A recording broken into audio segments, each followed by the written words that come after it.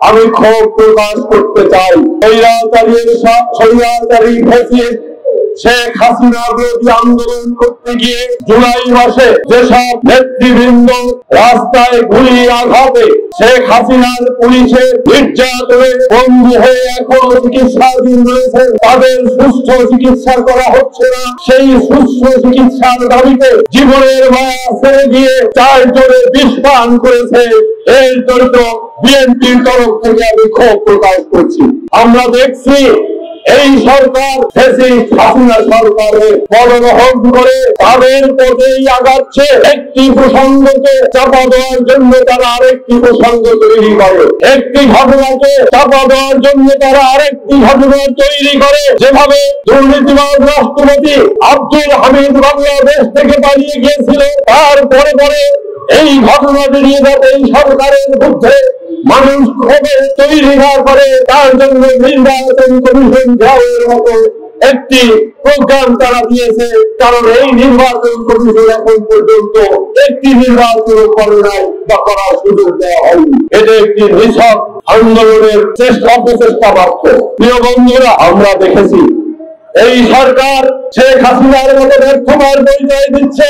আজকে পত্রিকায় দেখলাম গত 18 দিনে ভারত থেকে 528 জনকে পুঁজিং করা হয়েছে বাংলাদেশে। আমরা দেখেছি যারা প্রধান উপদেষ্টা ডক্টর ইউনূস, আপনাকে বলতে চাই, সারা বিশ্বে প্রচারণা করে আপনি বিনিয়োগের জন্য একটি সম্মেলন করেছিলেন। সারা দেশের মানুষ দেখেছে, বিশ্বের বিভিন্ন উন্নত দেশ থেকে আপনার মতো সম্মানিত লোকের ডাকে সাড়া দিয়ে বাংলাদেশে অনেক বিনিয়োগ করার জন্য বড় বড় ব্যবসায়ীরা এবং দেশের প্রতিনিধিরা এসেছিল।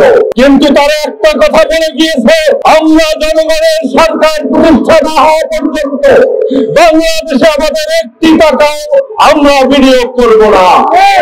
এর থেকে আপনার বুঝতে হবে জনগণের সরকার কত দ্রুত প্রয়োজন। আমাদের নেতা গত 17 বছর বিএনপির ভারপ্রাপ্ত চেয়ারম্যান এদেশের মানুষের অধিকারের জন্য কেউ রহমান এবং খালেদা জিয়ার যোগ্য উত্তরসূরি হিসাবে এদেশের মানুষের পাশে দাঁড়িয়ে এদেশের মানুষের অধিকার প্রতিষ্ঠার আন্দোলন করে যাচ্ছে। তিনি বলেছেন সবার আগে বাংলাদেশ। তিনি আর একটা কথা বলেছেন, আমি ক্ষমতা চাই না, বিএনপি ক্ষমতা চাই না, বিএনপি দেশের মানুষের ভোটের অধিকার প্রতিষ্ঠার কথা বলছে।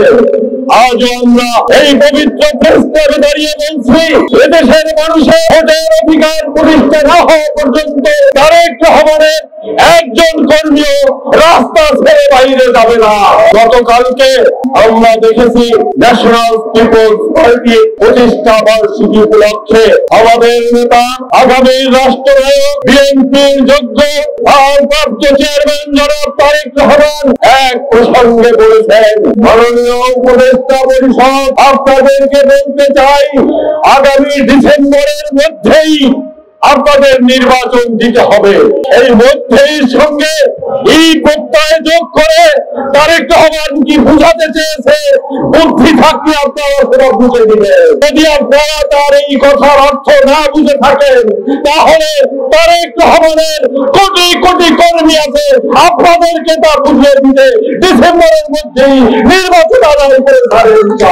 পরিশেষে বলছি, আপনাদের সুরবুদ্ধি উদয় হোক, এদেশের জনগণের সরকার প্রতিষ্ঠা করে আপনারা শাসন করে আপনাদের জায়গায় চলে যান। বাংলাদেশের নিয়ে আর যাতে কোনো ষড়যন্ত্র না হয়, জনগণের সরকার না থাকলে সেখানেই করিডোরের ষড়যন্ত্র হয়, সেখানেই বাংলাদেশের ভূখণ্ড নিয়ে বাংলাদেশের সার্বভৌমত্ব নিয়ে বিদেশে নানা রকমের ষড়যন্ত্র হচ্ছে।